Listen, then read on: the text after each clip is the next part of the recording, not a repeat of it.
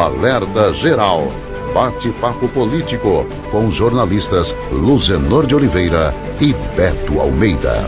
O calendário das eleições municipais está andando e, nesse momento, as datas envolvem mais os dirigentes de partidos e os pré-candidatos. As datas precisam ser cumpridas a caminho das convenções que serão realizadas nos meses de julho e agosto, quando serão oficializadas alianças partidárias e também candidaturas. Mais informações com Carlos Alberto. O mês de maio tem mais duas datas importantes na agenda dos dirigentes partidários e pré-candidatos às eleições de 2024.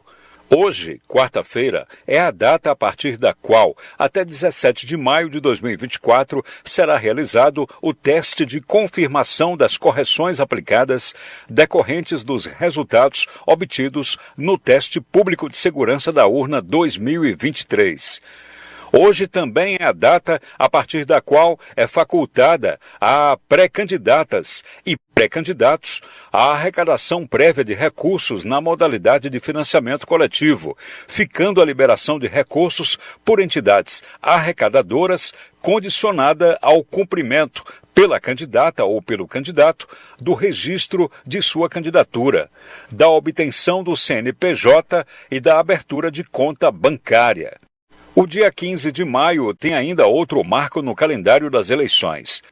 A partir de hoje, é permitida a campanha de arrecadação prévia de recursos da modalidade de financiamento coletivo.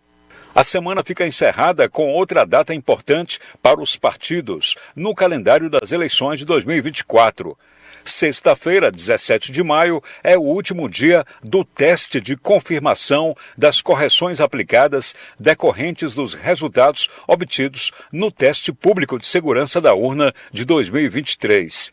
E assim, o calendário eleitoral vai andando, com repercussão nesse momento na vida dos dirigentes, dos partidos e dos pré-candidatos. O envolvimento dos eleitores se dará de forma mais efetiva nos últimos 30 dias que antecedem ao primeiro turno da eleição, no dia 6 de outubro.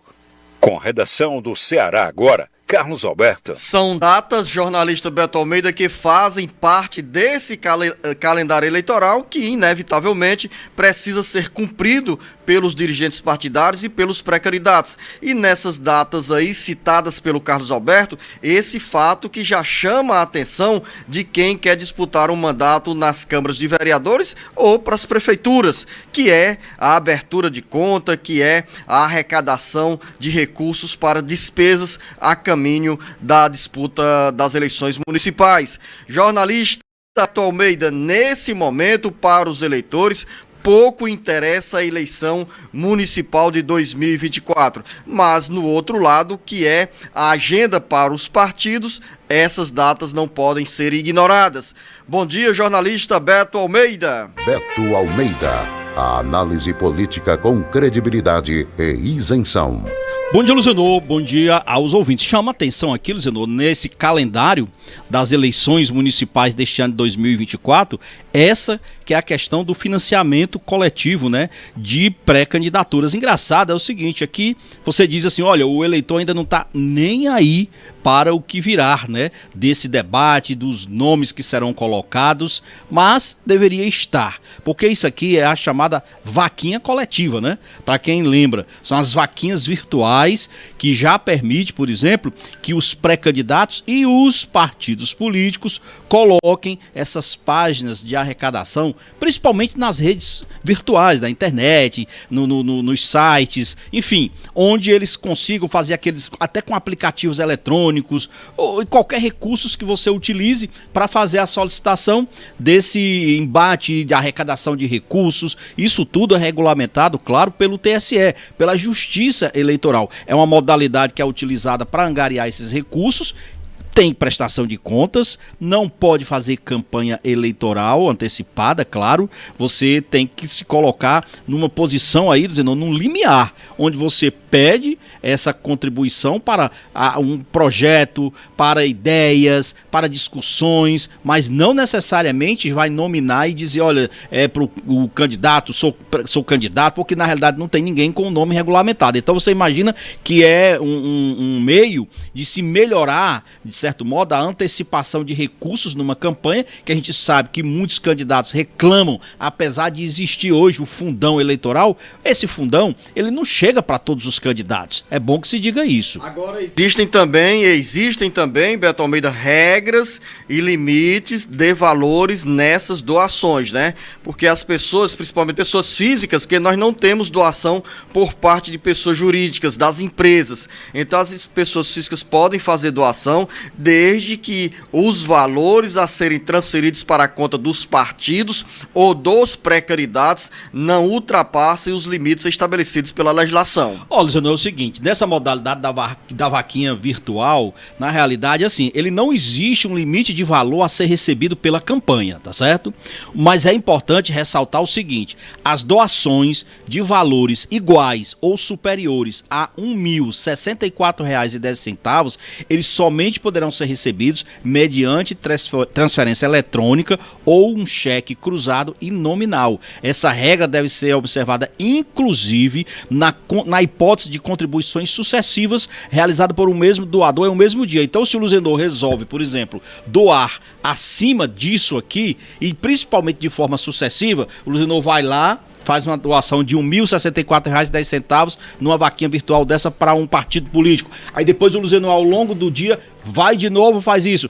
Aí para quê? Para ter exatamente o controle, para evitar, inclusive, a possibilidade de lavagem de dinheiro aí. E outra, Beto, quando eu falei sobre limites, por exemplo, você não pode doar em uma campanha eleitoral além de 10% do que você ganhou no ano anterior.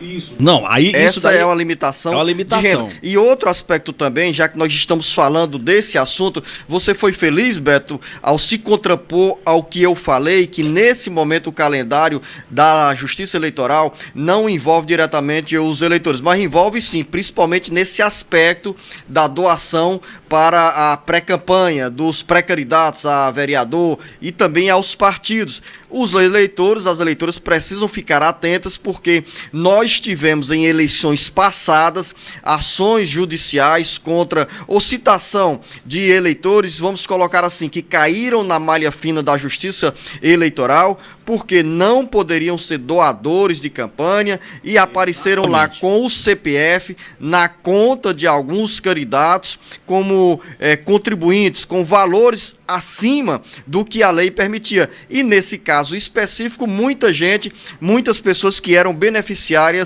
do Bolsa Família. Imagine você, quem já tem muito pouco ainda vai doar dinheiro que tem como origem o Bolsa Família para uma campanha eleitoral? Ou seja, nesse caso, Beto Almeida, talvez os eleitores tenham sido usados como laranjas para justificar o volume de recursos arrecadado por um ou outro candidato. É por isso, Luzenor, que tanto as empresas como as entidades interessadas em desenvolver esse financiamento coletivo, as vaquinhas virtuais, tem que cumprir uma série de requisitos. Um desses requisitos é a identificação obrigatória, Luzenor, de cada um dos doadores. Tem que ter o nome completo, o nome de inscrição do CPF, o valor das quantias doadas, a forma de pagamento e as datas em que foram feitas essas contribuições, exatamente para que a Justiça Eleitoral possa ter controle nessas vaquinhas virtuais. E aí você diz o seguinte, ó, isso tudo tem que passar pelo portal do TSE.